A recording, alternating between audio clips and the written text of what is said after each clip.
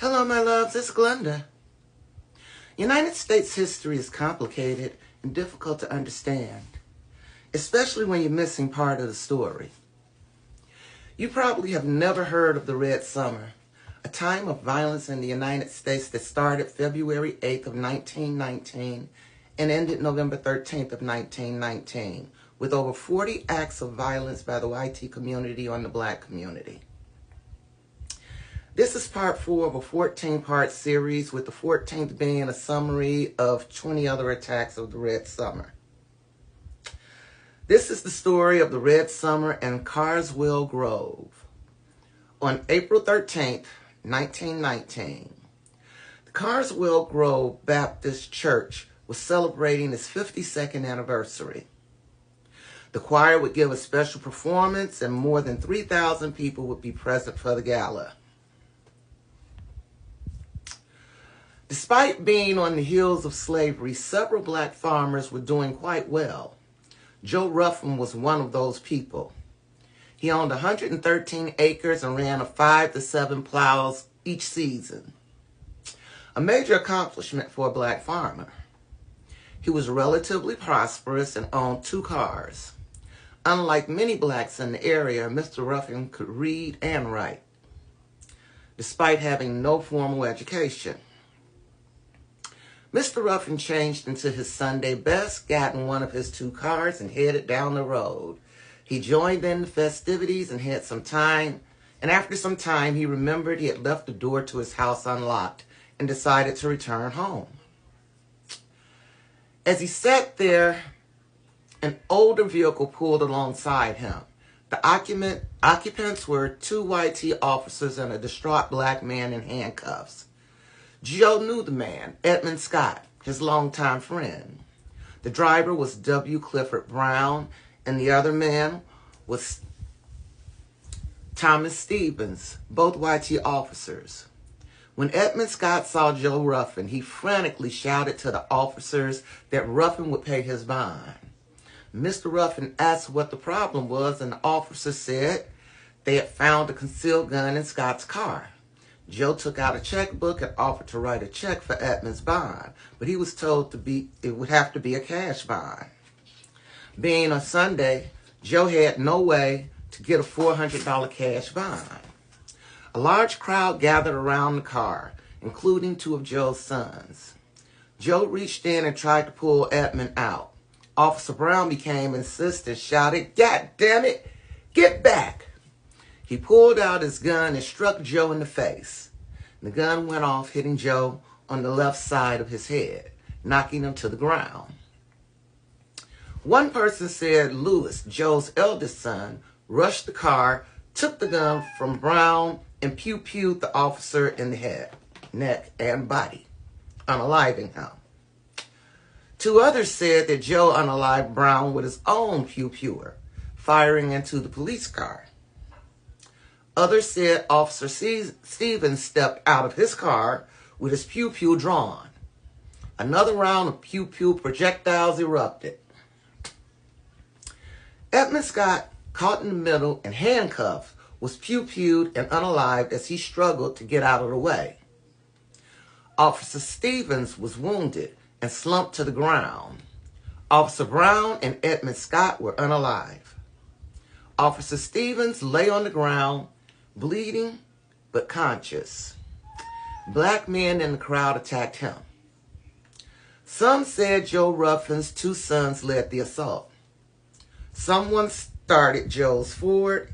He sat in the passenger seat, his head gushing with blood, his ears ringing from the gunshots, and he knew immediately he would be made into strange fruit when the YT mob came for him.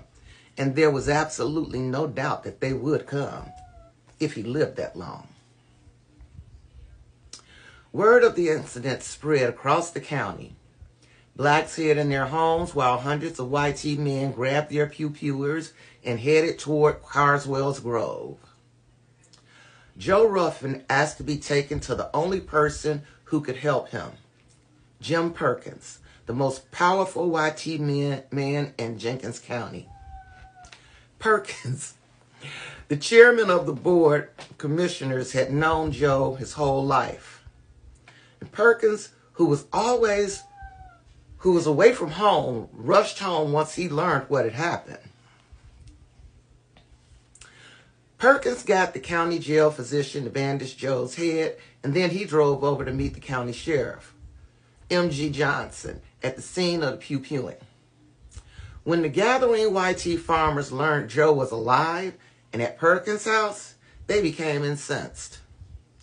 Perkins and Sheriff Johnson rushed back to protect Joe.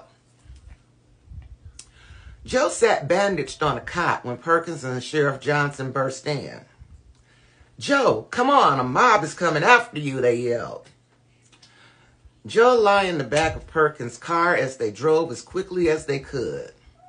Cars filled with angry YT men followed them all the way to Waynesboro, the next county.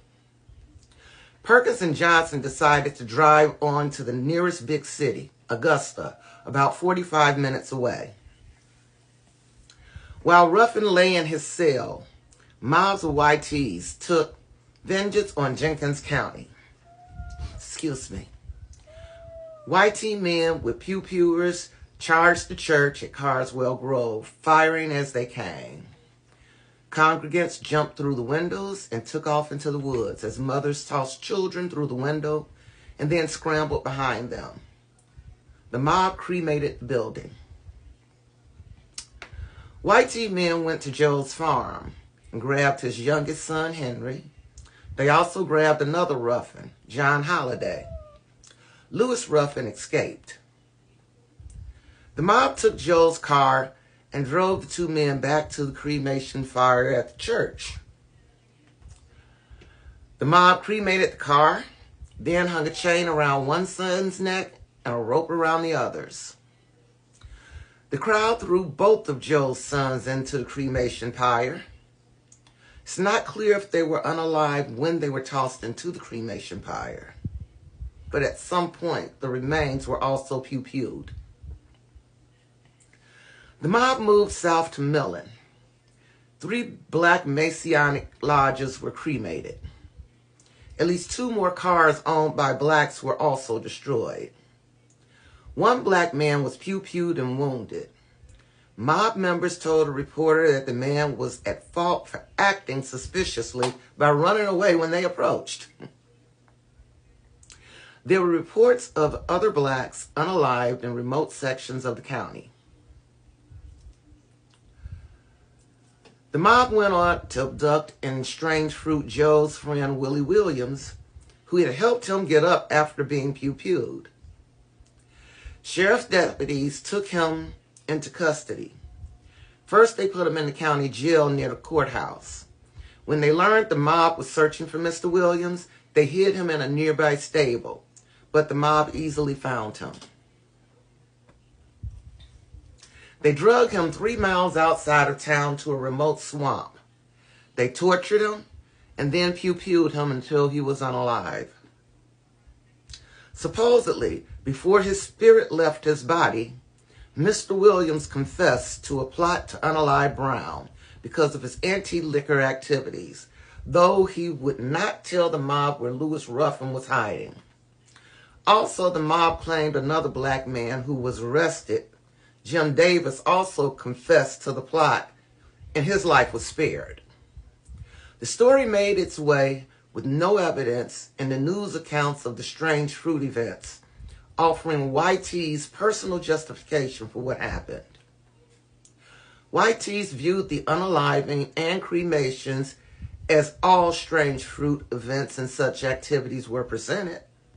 It was the YT law of retributions. The YT mobs roamed Jenkins County for days.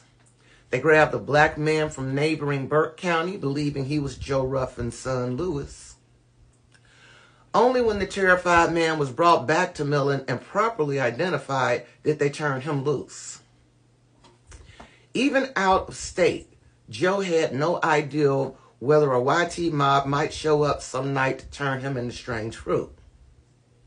Sending mobs far distances to unalive people was not without precedent in Georgia.